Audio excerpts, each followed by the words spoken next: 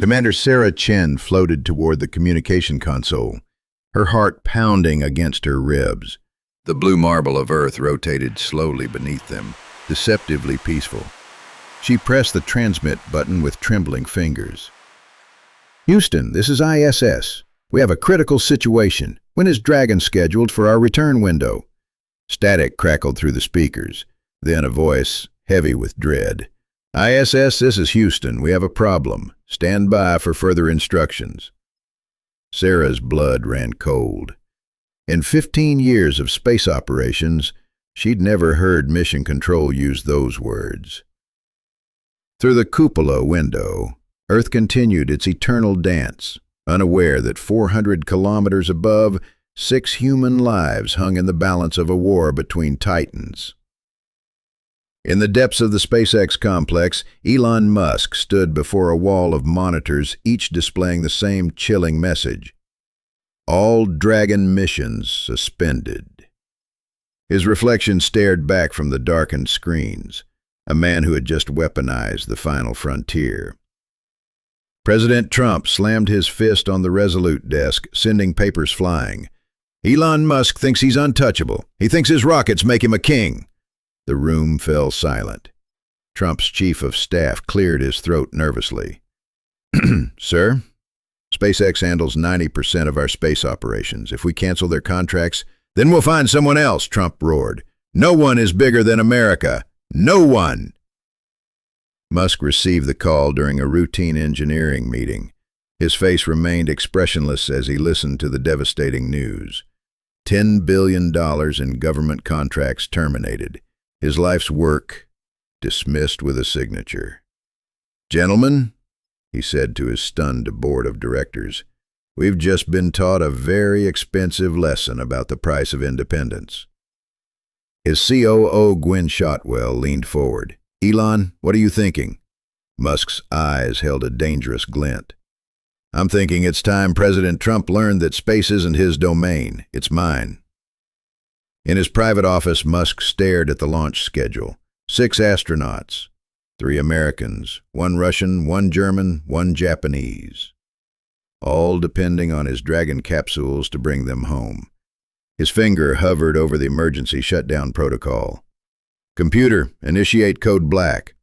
Suspend all Dragon operations effective immediately. Confirmation required," the AI responded.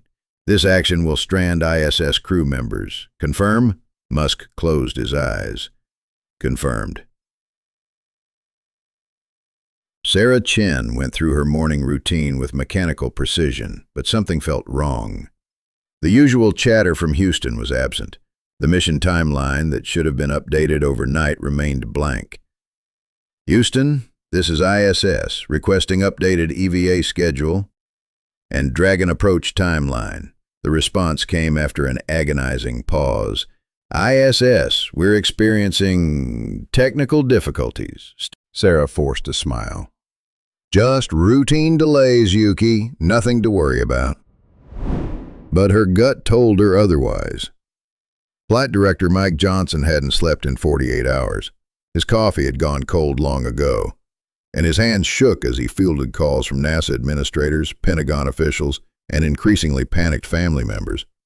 "Sir," his deputy called out, "we're getting calls from international partners, ESA, JAXA, Roscosmos. They're all asking the same question. How do we get our people home?" Johnson stared at the main screen showing the ISS's orbital track. "I don't know," he whispered. "God help me, I don't know." The usually bustling SpaceX facility had become a tomb. Hundreds of engineers and technicians sat at their desks, staring at suspended mission profiles. The Dragon capsules sat in their hangars like caged birds, ready to fly but forbidden to soar. In the main assembly hall, a massive Falcon 9 rocket stood ready for launch, frozen in time by one man's decision. The crew gathered in the Destiny laboratory module. Sarah had called the meeting none of them wanted to attend. "I've been in contact with all our ground control centers," she began, her voice steady despite the turmoil in her chest. "There's no easy way to say this. Our return flights have been indefinitely postponed. Silence filled the module, broken only by the hum of life support systems. German astronaut Klaus Weber spoke first. "How is this possible? We have backup systems, redundancies. SpaceX has suspended all Dragon operations," Sarah continued. "We're looking at alternative return methods, but—" Russian cosmonaut Alexei Volkov's face darkened. "This is about the contracts, isn't it? We're pawns in a political game." Sarah nodded grimly. "We have approximately 90 days of supplies remaining. Houston is working on solutions, but we need to prepare for an extended stay." Sarah's husband Dave sat in their Michigan home, trying to explain to their twin daughters why Mommy couldn't come home as planned. 8-year-old Emma clutched her astronaut doll. "Is Mommy going to die up there?" she asked, her voice small and scared. Dave pulled his daughter close, tears streaming down his face. "No, sweetheart. Mommy is the strongest person I know. She'll find a way home." Across the country, similar scenes played out in 5 other homes. Families torn apart by the ego war of 2 powerful men. This is Anderson Cooper with breaking news. We're now 1 week into what experts are calling the greatest crisis in human spaceflight history. 6 astronauts remain stranded aboard the International Space Station, with no confirmed return date. The screen showed protesters gathering outside SpaceX facilities and the White House, holding signs reading "Bring them home" and "Lives over politics." Twitter erupted with hashtag stranded in space trending worldwide. Celebrities, politicians, and ordinary at Elon Musk. Every hero's journey requires sacrifice.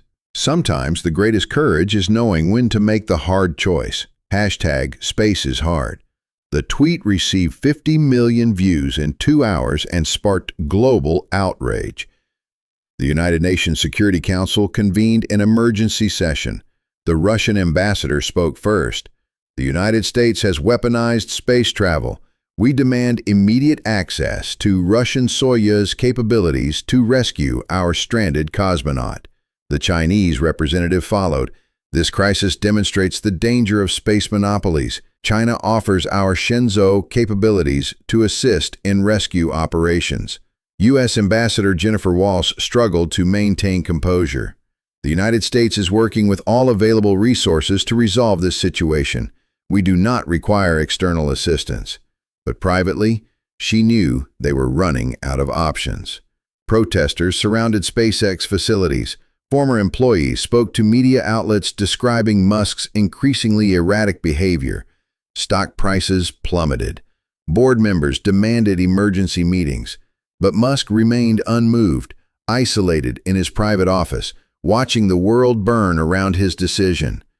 The crew had begun strict rationing protocols. Meals were reduced to survival portions. Water recycling systems ran at maximum efficiency. But more challenging than the physical deprivation was the psychological toll. Sarah found Yuki Tanaka floating in the cupola, staring at Earth with tears in her eyes. "My daughter started school this week," Yuki whispered. "I promised I'd be there. I've never broken a promise to her before." Sarah placed a gentle hand on her shoulder. "You'll keep it. We'll all keep our promises. We just need to survive long enough." President Trump stood in the Oval Office, still in his pajamas, staring out at the darkness. The weight of the crisis had aged him visibly. His chief of staff entered with another stack of urgent messages. "Sir, we've got congressional leaders demanding impeachment proceedings. The international community is threatening sanctions. And the families—" He paused. "The families are planning a march on the White House tomorrow." Trump turned away from the window. "What about NASA? Can't they build their own damn rockets?" "Sir, NASA has been dependent on SpaceX for crew transport since 2020. Our own capabilities were decommissioned. We're looking at a minimum of 3 years to develop alternatives." 3 years? Trump's voice cracked. "Those people don't have 3 years." Gwynne Shotwell stood in Musk's office, surrounded by the entire executive team. The atmosphere was tense, electric with barely contained fury. "Elon, this has to stop," she said firmly. "You're destroying everything we've built. The mission, the company, the trust of the entire world." Musk didn't look up from his screens. "They started this war, Gwynne. I'm just finishing it." There are 6 people dying up there. There are 6 people learning the consequences of political games, Musk snapped, finally meeting her eyes. Do you think I don't know what I've done? Do you think I sleep at night? But sometimes, Gwyn, sometimes you have to break the world to save it. Chief Engineer Tom Mueller stepped forward. Elon, I've been with you since the beginning, Falcon 1, Dragon, everything. But this isn't you. This isn't what we built SpaceX for. Musk's facade cracked for just a moment. Get out, all of you, get out. Sarah had made a decision that would change everything. She activated the emergency broadcast system, bypassing Houston's communication protocols to speak directly to the world. My name is Commander Sarah Chen, and I'm speaking to you from the International Space Station. For 20 days, my crew and I have been stranded here, caught between the egos of 2 men who have forgotten that we're human beings, not political pawns. The broadcast was picked up by every major network, translated into dozens of languages, and streamed live to billions of viewers. We have children who are asking why mommy and daddy can't come home. We have parents who are watching their children drift away in space. We are not symbols of power or tools of revenge. We are people who just want to go home. Her voice broke slightly. To President Trump and Elon Musk, your war is costing us our lives. End this, please, just end this. The broadcast triggered the largest coordinated protest in human history. Cities across the globe shut down as millions took to the streets. The hashtag #BringThemHome became a rallying cry for humanity itself. But most importantly, it reached 2 men who had forgotten their humanity in their pursuit of power. Trump sat alone in the Oval Office, Sarah's words echoing in his mind. On his desk lay a single photograph, his granddaughter, looking up at the stars during a family vacation. She had told him she wanted to be an astronaut someday. His phone buzzed. A text from his daughter Ivanka. Dad, the world is watching. History will judge what you do next. Trump picked up the secure phone and dialed a number he hadn't called in months. Musk's phone rang. He stared at the caller ID, POTUS direct line. For a moment he considered letting it ring. Then, slowly, he answered. Donald. Elon. Trump's voice was different, smaller, more human. We need to talk. 2 men who had declared war on each other sat in silence, connected by a phone line, and the weight of 6 lives hanging in the balance. I was wrong, Trump said finally. I was angry and I was wrong. Those people don't deserve to die for my mistakes. Musk closed his eyes. I was wrong too. I thought I was teaching a lesson, but I became the monster in the story. Can you bring them home? Trump asked. I can have a Dragon ready in 48 hours, Musk replied. But Donald, I need those contracts reinstated, not for me, but for the future of American space exploration. Done, Trump said without hesitation. Whatever it takes. Sarah was conducting routine maintenance when Houston's voice crackled through the comm system, clearer than it had been in weeks. ISS, this is Houston. We have very good news. Dragon Endeavour has been cleared for immediate launch. Your ride home is coming. The cheers that erupted in the ISS could probably be heard on Earth. The Falcon 9 rocket pierced the Florida sky like a silver arrow, carrying humanity's hope toward the stars. Millions watched the launch live, many openly weeping as the Dragon capsule separated and began its journey to the ISS. In the SpaceX control room, Musk watched the telemetry with tears streaming down his face. Bring them home, he whispered. Bring them home. The Dragon capsule approached the ISS like a returning knight, its solar panels glinting in the sunlight. Sarah watched through the cupola as their salvation drew near. Dragon Endeavour, this is ISS. You are the most beautiful sight we've ever seen. The docking was flawless. As the hatch opened, revealing the pristine interior of the Dragon capsule, Sarah felt a weight lift from her shoulders that she hadn't realized she'd been carrying. The Dragon capsule streaked through Earth's atmosphere like a falling star, carrying its precious cargo home. Parachutes deployed perfectly, and the capsule splashed down in the Atlantic Ocean, right on target. As the recovery ship approached, millions around the world held their breath. The scenes at the recovery site were broadcast live around the world. 6 figures in orange spacesuits emerged from the capsule, weak but alive, smiling through their exhaustion. Sarah was the first to step onto the recovery ship's deck. She looked up at the sky she had called home for nearly a month and whispered, "Thank you." Sarah stood at the podium in Houston, flanked by her 5 crewmates. The assembled media represented every major news organization on Earth. "We went to space as explorers," she began. "We came home as reminders that our greatest adventures happen when we work together, not when we tear each other apart." She looked directly into the cameras. "Space is hard enough without making it a battleground for earthly conflicts. The stars don't care about our politics. They only care about our courage." Musk stood in the same hangar where he had made his fateful decision months earlier. But now, instead of empty silence, the facility hummed with activity. Dragons were being prepared for their next missions. The future was launching again. Gwen Shotwell approached him. "Elon, the crew of ISS Expedition 70 is here for their final training. Commander Chen wanted to speak with you." Sarah entered the hangar, still walking with a slight limp from her extended time in zero gravity. She approached Musk, and for a moment both were silent. "Thank you," she said simply. The International Space Station continued its eternal orbit, home to a new crew of explorers. On Earth, the relationship between SpaceX and the government had evolved into something stronger than it had been before, a partnership built on mutual respect and shared purpose rather than mere contracts.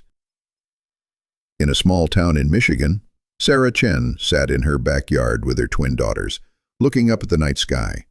The ISS was scheduled to pass overhead in a few minutes. "Mommy," Emma asked, "are you ever going back to space?" Sarah smiled, thinking of the new missions being planned, the moon base being designed, the Mars colony taking shape on drawing boards around the world. "Someday, sweetheart, but for now, I'm exactly where I need to be."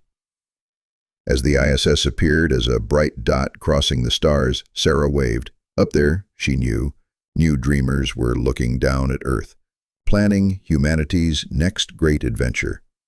And this time, they would reach for the stars together.